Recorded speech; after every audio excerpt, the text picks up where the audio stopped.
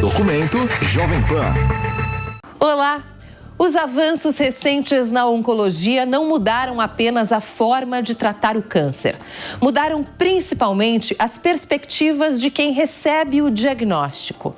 Hoje, pessoas vivem mais tempo e com mais qualidade de vida, graças a tratamentos mais precisos, capazes de controlar a doença por anos ou até eliminá-la completamente.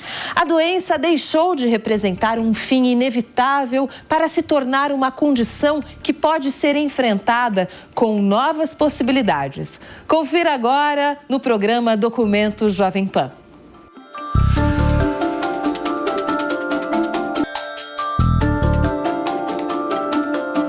Há mais de 2000 anos, o médico grego Hipócrates observou que alguns tumores eram cercados por veias que lembravam as patas de um caranguejo. Por isso passou a chamá-los de carcinos, palavra grega para caranguejo. Desse nome nasceu um termo que até hoje desperta medo: câncer. A doença, porém, é mais antiga do que o próprio nome. Em humanos, o registro mais antigo já encontrado tem cerca de 1.700.000 anos, em um fóssil de um ancestral com um tumor ósseo. Os primeiros relatos escritos surgiram no Egito Antigo, em um papiro de quase 5.000 anos que descrevia doenças. Uma delas chamava a atenção por relatar massas salientes no peito, duras e espalhadas pelo corpo. Em 440 a.C., o câncer voltou a aparecer nos relatos sobre a Tossa, rainha da Pérsia, que desenvolveu um tumor na mama. Durante milênios, diante da doença, médicos tinham poucas respostas, e isso continuou a desafiar a medicina. Em 2006, eu comecei com um quadro de emagrecimento, perda de peso, bastante sério. E aí eu comecei a me tratar com uma gastro, e foi ela que deu início a tudo. Ela me pediu uma série de exames, e daí, em um desses exames de imagem, foi constatado um pequeno cisto no pâncreas. E ela daí me encaminhou para um cirurgião, para ela achar que deveria ser retirado. E para o cirurgião fazer uma avaliação. Daí ele encaminhou para uma cirurgia para a retirada desse cisto. Só que, quando na cirurgia, o médico tirou o cisto e viu que, além do cisto, por trás do órgão, havia um tumor bastante já grande. Isso aí foi, então, uma consequência, né? E aí ele retirou todo o tumor e junto uma parte do pâncreas foi retirado. Daí foi uma cirurgia de sucesso, eu não precisei fazer uma quimio, uma rádio na época, e só acompanhando. Durante uns 8 anos eu fiquei acompanhando esse por imagens, né? E quando foi em 2015, acho que 9 anos já passaram, aí em um desses exames de imagem foi constatado nódulos e metástases no fígado. Daí tinha vários nódulos no fígado. E aí começou a saga. Eu comecei a tratar no hospital Africa Marbo. Tive assim, tenho ainda, né? Uma sorte de poder entrar com esse hospital, que é referência na. E hoje eu sigo acompanhando lá no Africa Marbo.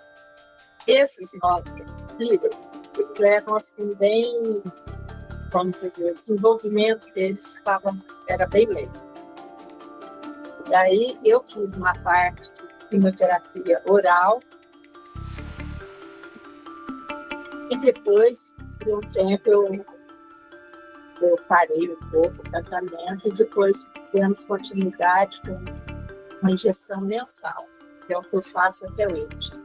Essa injeção, o sandostatin-LAR, ela ajuda a estacionar os tumores. Ela retém o desenvolvimento, ela ajuda nesse sentido. Então, até então eu não sentia nada. Quando foi uns 2 anos atrás, 1 ano e meio, eu comecei a sentir dores na região do fígado. Eu sempre fui uma pessoa muito ativa, né? E quando eu fui diagnosticado que eu tinha esse tumor hepático, foi um baque de uma certa forma, porque a gente nunca estava esperando que fosse acontecer. E como aconteceu, eu fui muito aconselhado, né, pelos meus familiares, pelos médicos todos, e a superação veio aos poucos.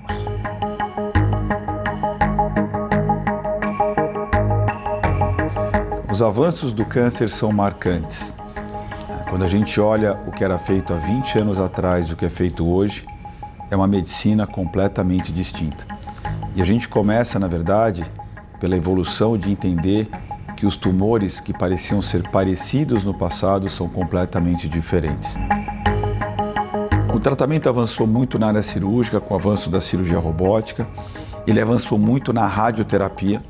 Hoje a radioterapia consegue oferecer doses muito mais altas de radiação e ao mesmo tempo consegue focar muito mais nos tumores. E de modo importante, ela consegue hoje entregar o tratamento com muito menos sessões, por muito menos tempo, facilitando a vida dos pacientes. Os procedimentos intervencionistas trouxeram essa questão de tratar pacientes não tratáveis anteriormente. Então, sim, eu consigo hoje oferecer alguns tratamentos que até então não eram possíveis para o paciente. O paciente, tanto quando eu falo quanto cirurgia, quando eu vou falar com tratamento sistêmico, por exemplo, quimioterapia ou imunoterapia. Alguns pacientes fogem das indicações e não seriam tratados de nenhum modo. E os procedimentos intervencionistas, alguns deles conseguem trazer uma nova oportunidade de cura ou de tratamento paliativo, mas que aumente a sobrevida do paciente de algum modo. Então, existe sim, não para todos os pacientes, mas alguns pacientes ganharam essa oportunidade. Depois de séculos sem respostas, em 1970, a radioterapia passou a atingir tumores com maior precisão, ampliando as possibilidades de tratamento. A partir de 1980, a quimioterapia ganhou novos medicamentos e a evolução dos exames de imagem permitiu enxergar a doença como nunca antes. Nos anos 2000, a medicina deu mais um passo ao descobrir que cada tumor possui características próprias. Nasciam os tratamentos personalizados. Na década seguinte, a imunoterapia, a cirurgia robótica e a medicina de precisão mudaram novamente a oncologia ao tornarem os procedimentos mais eficazes e menos invasivos. Até o século XIX, o câncer não era a maior preocupação da medicina. Doenças como tuberculose, cólera e pneumonia matavam muito mais. Muitas pessoas nem chegavam a viver o suficiente para desenvolver um tumor. Com o aumento da expectativa de vida e o avanço da ciência, a oncologia passou a enfrentar um novo desafio. Hoje, tecnologias transformaram a forma de enxergar, diagnosticar e tratar a doença. A radiologia passou a localizar tumores com cada vez mais precisão. A cirurgia robótica tornou os procedimentos menos invasivos. A inteligência artificial ajuda a identificar padrões que escapam ao olhar humano. A genética permite compreender as características de cada tumor. E terapias inovadoras, como a CAR-T-cell, utilizam o próprio sistema imunológico para combater as células cancerígenas. Como a gente tratava o câncer há 10 anos atrás e como a gente trata o câncer hoje, mudou radicalmente. E não só dentro da minha especialidade, mudou muita coisa no tratamento sistêmico, né, que a gente conhece como quimioterapia. Hoje tem outras armas, né, de medicamento para tratar o câncer. O câncer não é uma doença fácil. Normalmente, é importante também ressaltar isso, que é uma doença de tratamento multidisciplinar. A radiologia intervencionista sozinha normalmente não é a solução. Normalmente o paciente ele tem uma jornada, né, que pode envolver cirurgia, pode envolver um procedimento minimamente invasivo realizado por radiologia intervencionista, que pode envolver quimioterapia antes ou depois dos tratamentos, que pode às vezes envolver radioterapia. Um outro avanço muito importante é trabalhar as novas formas de radiação. A radioterapia evoluiu muito com a melhoria das máquinas de radioterapia, mas também a gente começa hoje a ter medicamentos radioativos que grudam no tumor e liberam dentro dele doses cavalares de radiação, que são doses letais. Em relação aos tratamentos minimamente invasivos, alguns deles ablativos, outros radiocirúrgicos, isso é uma verdadeira revolução por si só. Desde o final do século passado, que nós temos migrado de uma oncologia que tratava os tumores de maneira muito ampla para tratamentos mais específicos. Gostamos de usar o termo uma personalização do tratamento oncológico. Parte dessa personalização faz com que nós foquemos mais nas células cancerosas e procuremos preservar as células normais do organismo. Os procedimentos de intervenção radiológica se encaixam neste perfil: diminuir a toxicidade, o efeito no organismo normal e ressaltar ou ampliar a atuação nas células cancerosas. Os procedimentos ablativos são múltiplos. Você pode fazer crioterapia, usar um tipo de probezinho que leva uma temperatura baixíssima dentro do tumor, o congela e com isso as células tumorais morrem. Você pode usar uma agulha e passar uma corrente elétrica praticamente e fazer uma ablação do tumor, ou seja, você vaporiza o tumor por calor local. Mas existem outros procedimentos com micro-ondas, etc. O que eles têm em comum? São procedimentos que normalmente não requerem uma cirurgia, podem ser feitos num ambiente muito mais simples, né? A radiologia intervencionista ela é uma especialidade médica relativamente nova. Ela tem em torno de 40 anos de existência, um pouco mais no mundo.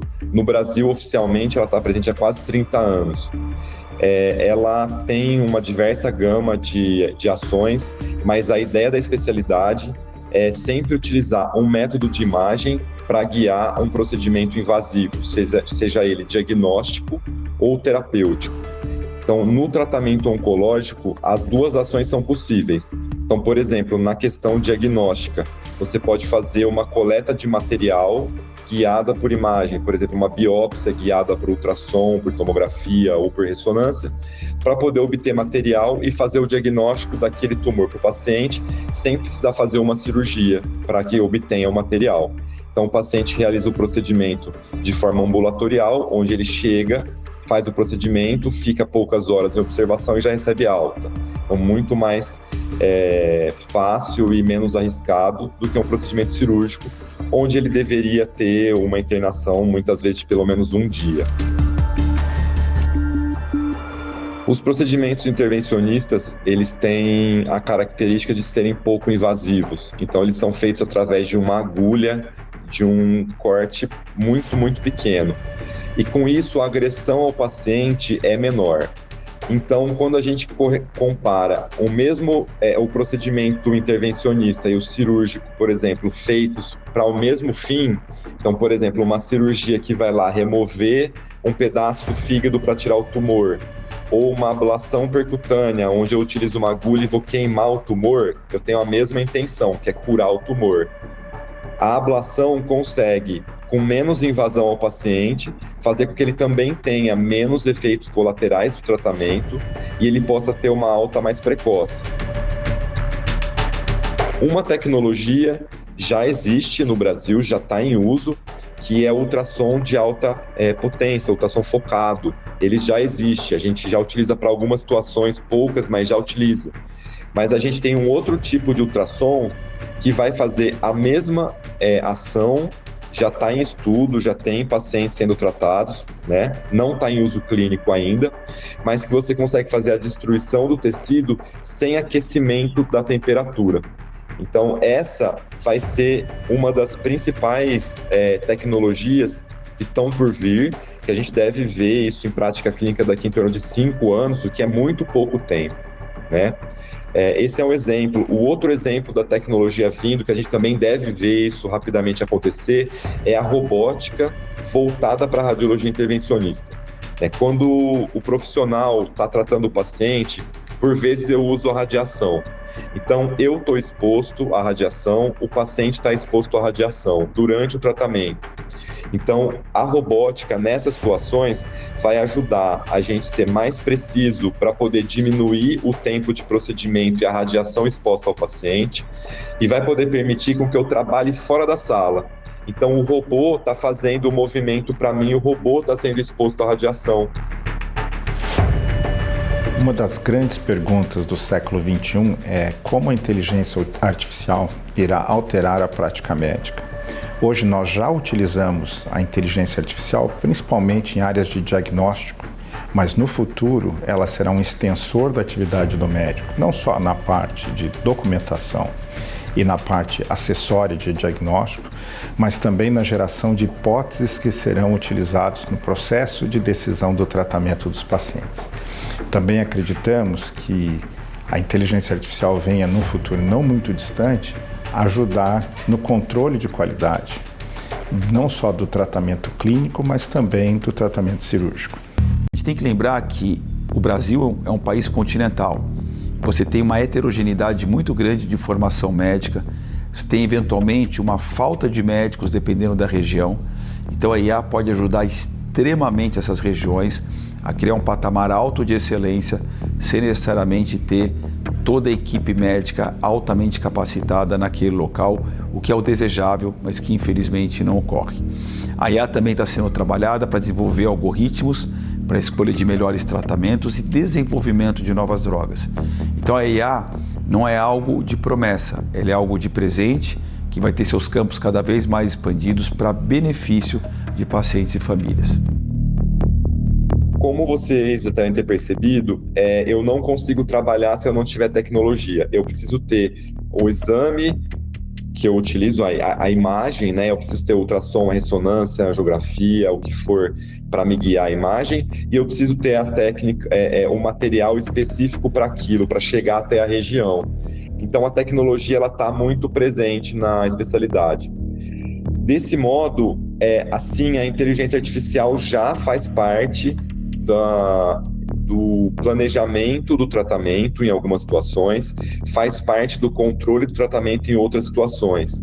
Por exemplo, eu consigo, baseado numa reconstrução tridimensional feita a partir do exame de imagem que eu utilizei, conseguir identificar com precisão qual artéria daquele órgão vai chegar exatamente no tumor, sem precisar testar artéria por artéria. Então, eu posso já conseguir, fazendo a primeira etapa do exame, entender com uma reconstrução feita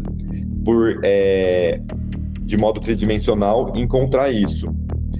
E já falando em inteligência artificial, se eu for fazer, por exemplo, uma ablação, que é aquele procedimento onde eu vou com uma agulha para poder destruir o tumor diretamente pela pele, diretamente no tumor, eu consigo utilizar alguns softwares que eles entenderam, dependendo da marca da agulha que eu tenho, do fornecedor da agulha, do fabricante, qual vai ser a região, o tamanho que ela consegue fazer o tratamento. Então eu consigo planejar quantas vezes eu preciso colocar a agulha, em quais posições do tumor, qual é a posição mais segura desde a pele até o tumor para chegar lá. Primeira etapa que a IA me ajuda. Um ponto muito importante que eu gostaria de ressaltar é que No futuro próximo, a inteligência artificial continuará sendo um auxiliar do médico, não substituirá o médico, mas ampliará a sua atuação, especialmente em procedimentos que nós dizemos pixeláveis, como radiologia e patologia, mas certamente será muito importante que o médico lembre que a inteligência artificial é um extensor da sua atividade, como foi recentemente determinado pelo próprio CFM, Conselho Federal de Medicina, dizendo que a responsabilidade final continua sendo do médico. Na nova resolução do CFM acerca da utilização de modelos de inteligência ampliada, a responsabilidade sempre é do médico. Então, portanto, se eu pego um resultado de exame e vou interpretar, a interpretação é minha do resultado de exame. Não importa se esse resultado já vem com um laudo que foi gerado por inteligência ampliada, porque eu vou analisar e vou concordar ou não com esse laudo, ou vou ter opinião diferente e vou propor o tratamento ideal para aquele paciente individual. Né? Ele não é, os pacientes não são iguais. Isso depende de experiência, depende de formação médica, depende de exposição a campo de treinamento. Então, para aquele paciente que tem medo de ser examinado por robô, o dia que eu tiver um robô para me ajudar a ser mais ágil e mais eficaz no consultório, eu vou falar assim, eu estou aqui estudando o seu caso enquanto o robô vai começar o exame que daqui a pouco eu estou chegando. Um outro grande avanço, além do entendimento da biologia da doença e do desenvolvimento de drogas novas, foi em colaborar e criar novas formas de imunoterapia, que vão utilizar do nosso sistema imune para, de um modo mais direcionado e eficaz, combater o tumor de dentro, outra vez, de nós mesmos, porque o tumor nasce dentro do organismo, não é algo externo, como, por exemplo, uma picada de cobra com veneno, uma picada de um inseto, uma mordida de um cachorro, que é algo externo. Não, é algo que vem de dentro do corpo, e muitas vezes, por ser dentro do corpo, o nosso organismo não reconhece como ameaça. E essas novas drogas, novas vacinas estão sendo desenvolvidas, novas estratégias, como, por exemplo, o CAR T-cell, eles vão alertar o nosso sistema de defesa que aquele tumor não faz parte do nosso organismo de fato, é uma ameaça e merece ser atacado. Então esse é outro enorme avanço que permitiu resultados fantásticos em vários tumores. E a cirurgia robótica, ela foi um avanço para várias áreas na oncologia, vários tipos de tumores, como por exemplo os tumores de próstata, como por exemplo os tumores renais, como por exemplo os tumores do trato digestivo ou ginecológico, e o que ela permite é que o paciente ou a paciente tenha uma recuperação mais imediata, com menos sofrimento, com menos dor, com incisões mais pequenas, eu diria. Então, é um grande avanço que a medicina vem caminhando, ou seja, cirurgias que são radicais, mas com recuperação pelo trauma cirúrgico ser menor, de modo muito mais importante. E um grande avanço hoje é que hoje existem já centros no mundo, e o Brasil é um deles, que conseguem operar pacientes à distância. Então, por exemplo, um ótimo cirurgião de robótica hoje consegue, via telemedicina, operar um paciente numa outra cidade, num outro estado, num outro país, em centros onde talvez aqueles cirurgiões não tenham ainda tanta experiência com cirurgia robótica. Então esse é outro grande. Para além do tratamento, um dos maiores desafios é chegar à doença antes dela avançar. A ciência descobriu que o tempo é um dos recursos mais valiosos no combate ao câncer. Por isso, prevenção, rastreamento e diagnóstico precoce deixaram de ser apenas recomendações médicas. Passaram a representar a primeira, ou até a mais importante etapa no combate à doença.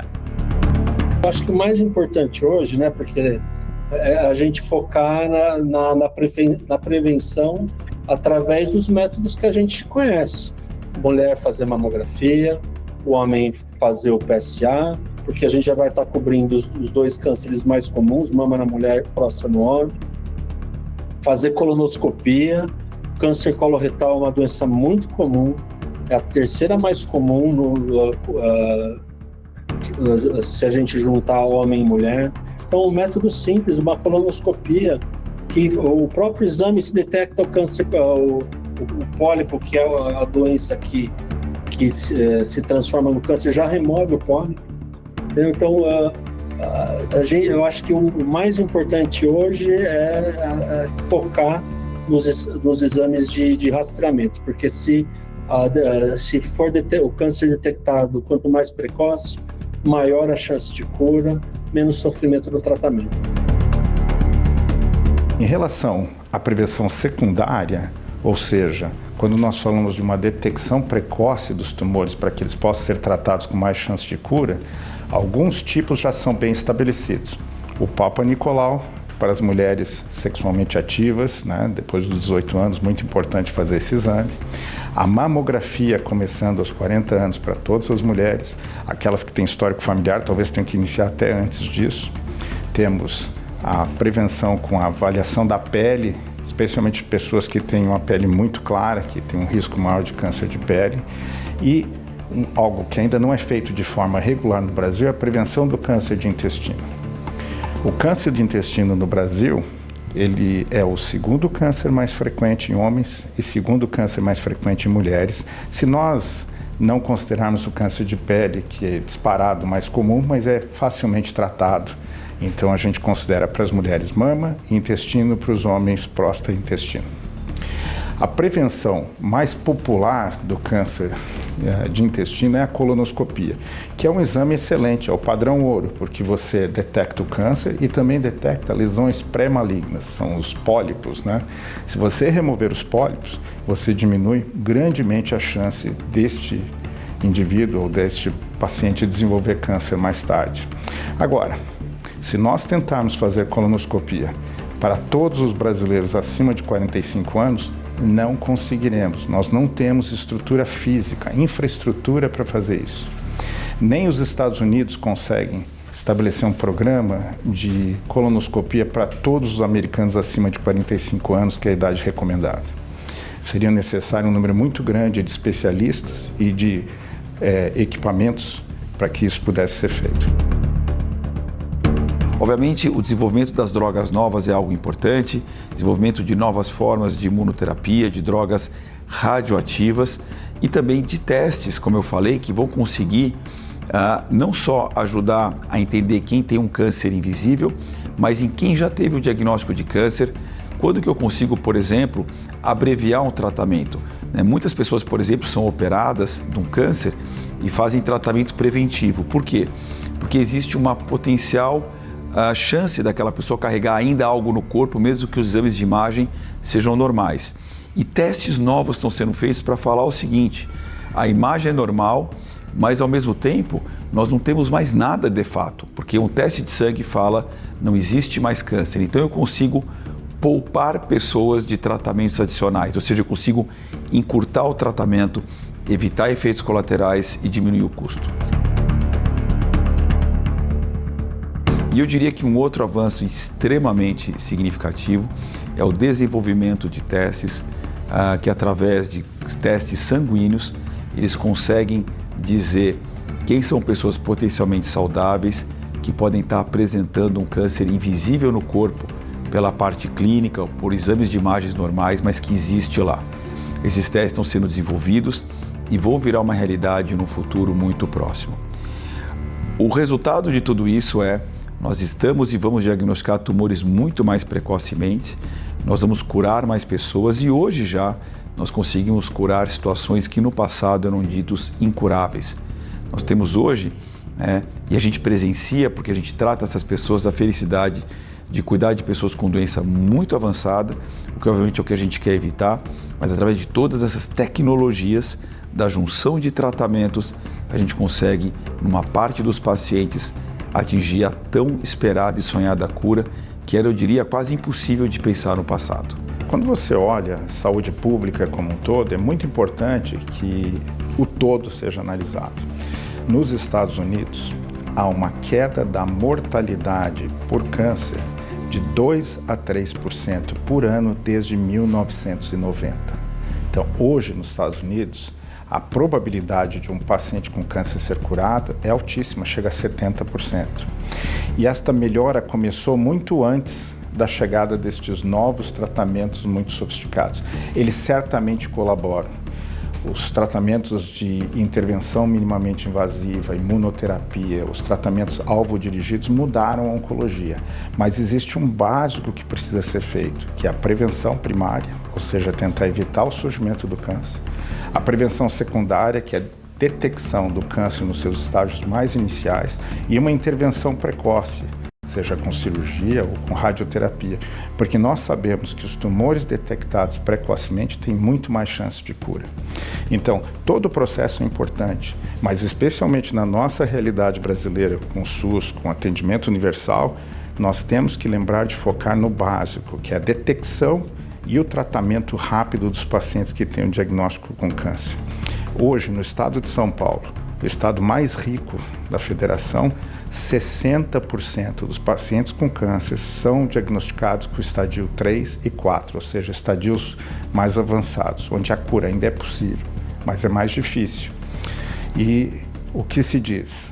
Que não é só a incorporação de novas tecnologias que mudará a realidade, está absolutamente correto. Vamos focar muito em termos de diagnóstico precoce e tratamento precoce, porque isso terá um impacto significativo na chance de cura dos nossos concidadãos. Os números contam uma história que há poucas décadas parecia impossível. Pela primeira vez, 7 em cada 10 pacientes diagnosticados com câncer nos Estados Unidos sobrevivem pelo menos 5 anos após descobrirem a doença. No meio da década de 90, esse índice era de apenas 49%. Em 3 décadas, a ciência transformou estatísticas e histórias de vida. E comecei a sentir essa dor, ela refletida no meu ombro. E aí que o doutor Tiago, o oncologista que eu sempre até Secamar, me encaminhou para o doutor Charles, que é o que cuida de radioimplantação. E ele fez uma avaliação e achou que o tratamento da radioimplantação seria bem seguro e daria assim, uma qualidade de vida melhor para mim e poderia matar isso. E foi o que eu fiz. Fiz a opção para fazer. A minha expectativa era muito boa, porque eu, nesses 20 anos de tratamento, eu sempre encarei a doença com muita tranquilidade, mas eu fui muito disciplinada. Eu fui atrás, eu fico aqui esperando que a cura venha. Eu fui atrás e acredito muito na ciência. Eu acho que cada dia a gente vai tendo mais expectativa, né, de cura dessa parte. E foi assim, a minha expectativa era muito boa. E realmente foi um sucesso. A tecnologia está avançando numa velocidade muito rápida. E a tecnologia hoje, ela busca não só melhorar o desfecho clínico, ou seja, curar o paciente ou fazer com que ele viva mais tempo, mas também temos trabalhado muito para melhorar a qualidade de vida do paciente. O tempo ganho com qualidade para ser gasto com a família, com os amigos, trabalho, passeios, etc. Então, as novidades são muitas. Inicialmente, o custo da incorporação dessa tecnologia pode assustar, mas a história nos mostra que, eventualmente, nós achamos uma maneira de lidar com esse custo crescente, reduzi-lo, escala, etc. E realmente eu acho que, cada vez mais, as pessoas que têm um diagnóstico de câncer têm opções muito boas de tratamento. Não é mais uma condenação de morte, né? Vai trazer uma oportunidade de mais preservação, de menor efeitos colaterais do tratamento e também de colocar do lado um resultado de longo prazo comparado à modalidade cirúrgica. A gente sempre acha que essa doença, o câncer, propicia dor. E no meu caso eu não sentia dor, né? Então isso fez com que eu não ficasse tão abalado. De imediato e no transcorrer também do tratamento, né? Foi um tratamento praticamente no período de 3 anos e 4 meses, onde que passei por diversas fases, né, do tratamento. Eu fiz o tratamento no Hospital BP, fiz a primeira radioembolização em 2024, e por vontade de tentar uma outra forma de tratamento, eu procurei o Hospital AC Camargo, né? O Cancer Center. O meu tratamento foi no início e não teve tantas consequências, né? Porém, né, a cirurgia era inviável e a doutora Letícia, e o oncologista clínico também, fez a opção para fazer o tratamento através da radioembolização, que não era tão novo aqui no Brasil, mas que tinha um resultado muito grande em pacientes que já foi utilizado. A minha forma de dizer a todos os pacientes que convivem com esse problema, que possam, né, também utilizar esse novo método. Lógico, existem outros vários, né? Então eu fui talvez um dos privilegiados a participar e a ser tratado através da radioembolização. Na segurança de que todo o tratamento que eu fiz, no período que eu fiz, eu sempre pensei positivamente. Nunca pensei negativamente que não vai dar certo, porque eu sempre confiei na medicina, né? Então isso fez com que eu não me abalasse mentalmente e nem fisicamente. Eu fiquei assim muito feliz, tá? Porque mais esperança vinda de poder me livrar de todos os meus nódulos. Fiquei assim surpresa mesmo até com o resultado do tratamento. Eu esperava que fosse melhorar, mas assim, acabar com esses nódulos, a minha expectativa não era essa. Eu achava que ia apenas melhorar, mas como ele disse, o Dr. Charles, ele deu alvo, pelo menos, esses 4 anos. Desde o começo da jornada, e que vão recomendar esse tratamento ou aquele, e que naquele momento todos eles vão estar de acordo, sendo de que aquela estratégia seria a mais adequada para o paciente. O tratamento que vai começar, normalmente ele é decidido por um grupo de médicos, um grupo de especialidades diferentes, que tira um pouco aquele viés do médico indicar primeiro o que ele sabe fazer, entende? Então a situação ela vem para uma discussão de todos os especialistas, e esses especialistas eles vão em conjunto vão decidir qual vai ser a estratégia. Que às vezes os tratamentos se complementam ou pode ocorrer isoladamente. Devido às dimensões do tumor, não foi aconselhado a fazer a cirurgia, e sim o tratamento através da radioembolização. E nesse período que eu tive que aguardar por 6 meses, teve uma regressão muito grande também. Mas após o 8º, 9º mês, através de outros exames, constatou que o tumor, em vez de regredir, ele tinha aumentado. Foi nessa época, em novembro de 2024, que eu procurei o AC Camargo, onde fui indicado o Dr. Charles Jorge, e a sua equipe médica, que resolveu fazer novamente a radioembolização. E essa radioembolização só foi feita agora em outubro de 2025. Assim como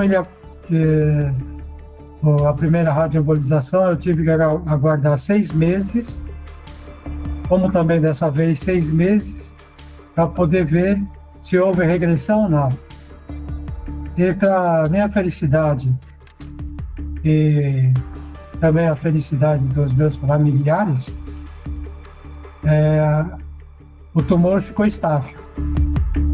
Se conseguimos tudo isso, por que ainda morrem tantas pessoas? Por que alguns pacientes têm acesso e outros não? Quanto custa? O SUS consegue acompanhar? O Brasil está preparado? Agora, a orientação que eu tenho seria um acompanhamento, né? E ainda manter essa injeção mensal para manter esses tumores que ainda existem assim, mais quietos, vamos dizer, menos comprometedores. Mas, assim, eu acho que a parte mais grave que eu tentava foi essa. Então, a minha rotina agora vai ser, vou continuar acompanhando, fazendo esse tratamento mensal, mas, assim, bastante esperançosa que logo eu me livre disso. O que mais interferiu foi, assim, não no trabalho. Eu não tive limitações assim, durante esse tempo. Eu comecei agora com essas limitações. Mas, como eu disse, eu sempre fui muito tranquila em relação à doença.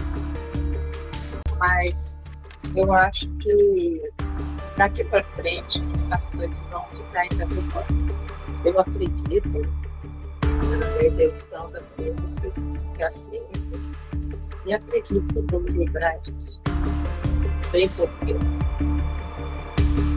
E durante todos esses anos, eu tive muito apoio familiar durante essa trajetória. Minha família sempre junto. E eu agradeço a Deus por tudo isso. Acho que o grande passo é as equipes conversarem porque antes cada time, né, cada especialista ficava na sua bolha, na sua bolha, no seu cantinho, e não tinha tanta conversa. Eu acho que todo o modo que a gente está se organizando como sociedade, tudo isso que mudou, inteligência artificial, acesso online, as pessoas, hoje a gente conversa mais.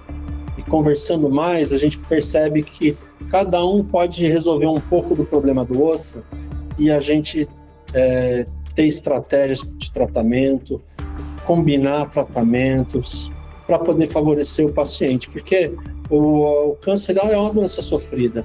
Quem trata do câncer, quem tem algum familiar que faz tratamento do câncer, sabe o que eu estou falando.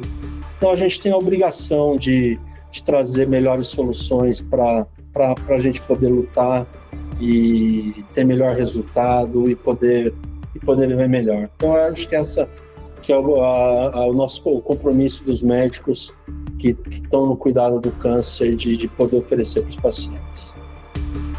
A minha vida sempre continuou da mesma forma, nunca fiquei abatido, né? Pensando em coisas piores. E também a minha família teve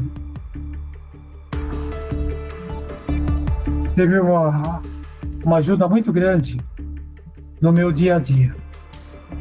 E eu só tenho que agradecer aos médicos em geral e a todos os meus familiares por eu estar bem agora, no momento, e poder fazer todas as atividades que eu sempre desejei fazer. Eu acho que é uma forma do paciente não sofrer tanto, né? Como os demais métodos, né? Eu não tive nenhum problema de saúde nesse período todo. a minha vida continuou normalmente. Então, acredito que a partir dessa nova técnica de procedimento, acho que vai ajudar milhares de pessoas. Cada nova descoberta representa uma nova esperança. Mas toda inovação também levanta uma pergunta difícil: quem vai ter acesso a ela? O desafio não está apenas em desenvolver novas tecnologias, mas em garantir que elas cheguem aos pacientes.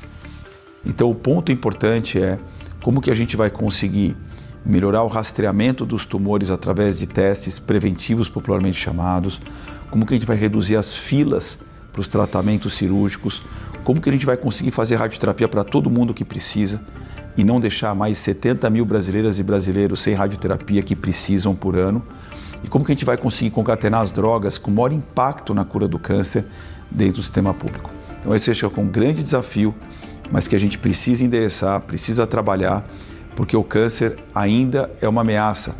E o câncer, como eu falo, né, quando ele acomete alguém menos favorecido, ele não tem dó porque aquela pessoa não tem condição e não tem remédios suficientes. Eu não tenho dúvida que os testes de biópsia líquida, que vão se popularizar, vão fazer um rastreamento de pessoas supostamente saudáveis, que nem imaginam que estejam carregando dentro de si um tumor e que vão mostrar que tem algo diferente naquele resultado, que vai levar a uma investigação e que vai antecipar de modo muito precoce o diagnóstico de um tumor, com tratamentos curativos. Esse é o primeiro aspecto. O segundo aspecto vai ser o entendimento cada vez melhor dos tumores para cada paciente, de modo individualizado, como se fosse uma impressão digital, para coordenar os tratamentos, outra vez para cada pessoa, com resultados muito mais brilhantes. Ainda pela biópsia líquida, em pacientes que já tiveram resultado de câncer, nós vamos conseguir saber quem que precisa ou não de mais ou menos tratamento, individualizado. E com a melhora das medicações, a gente vai conseguir curar muito mais pessoas com doenças avançadas do que a gente cura hoje, que já é muito mais do que a gente curava no passado.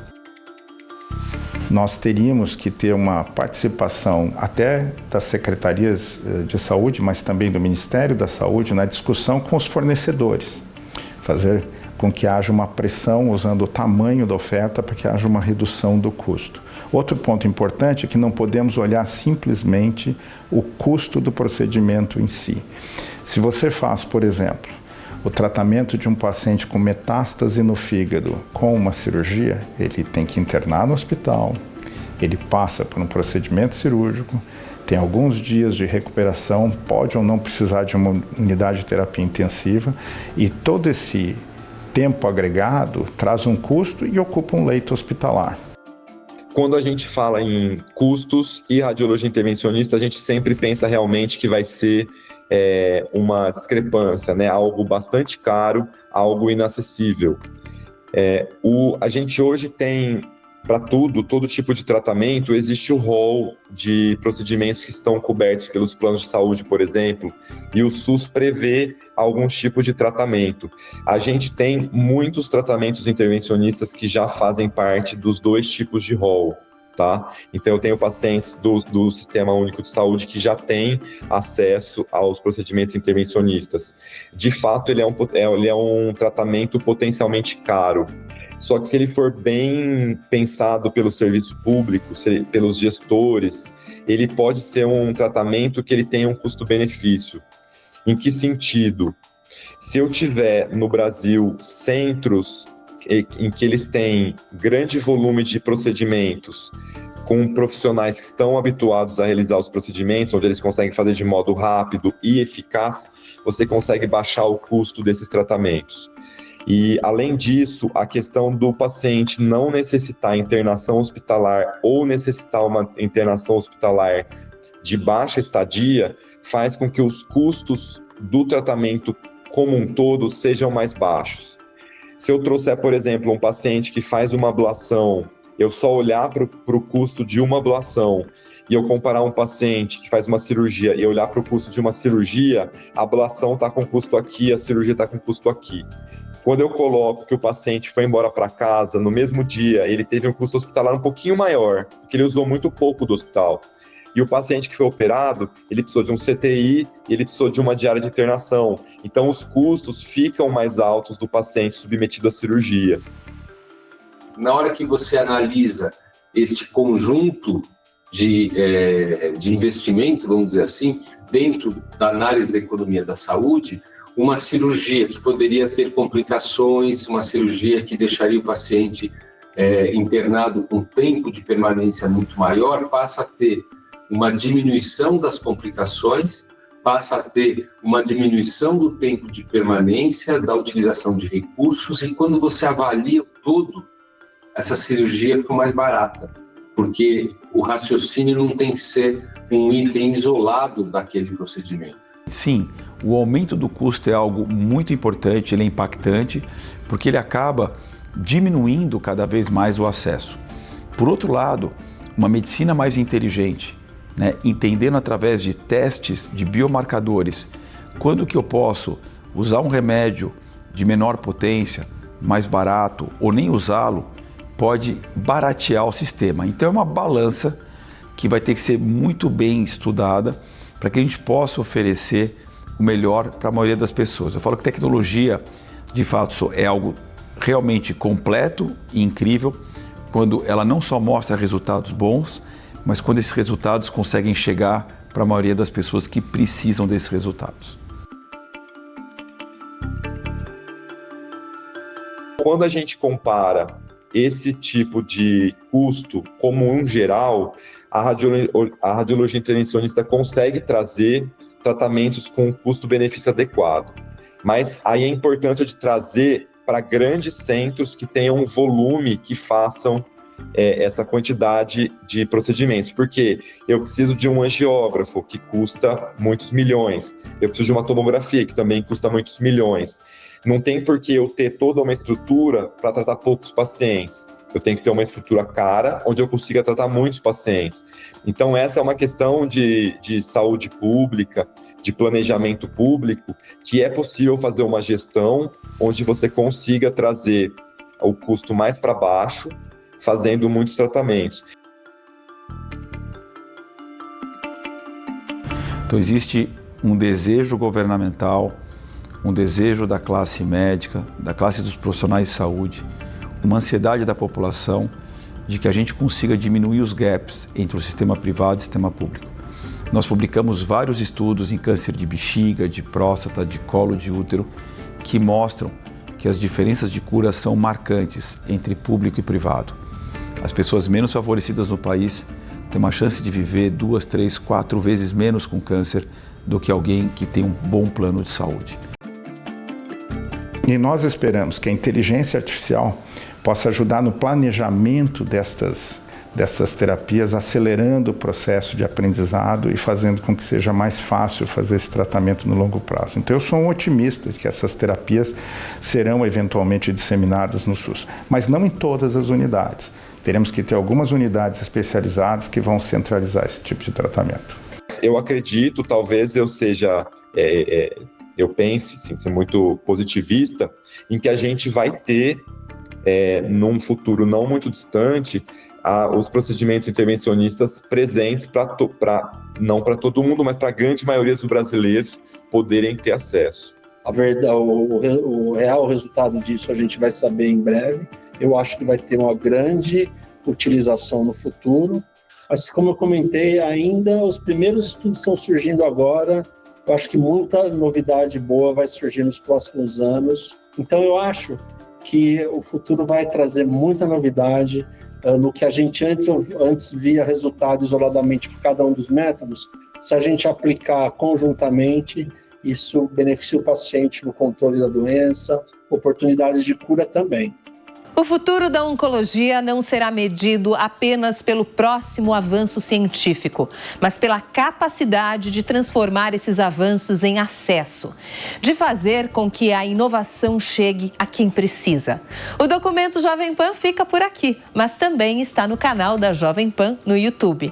E se você estiver nos assistindo pelo YouTube, não esqueça de deixar seu like. Uma ótima noite para você e até a semana que vem.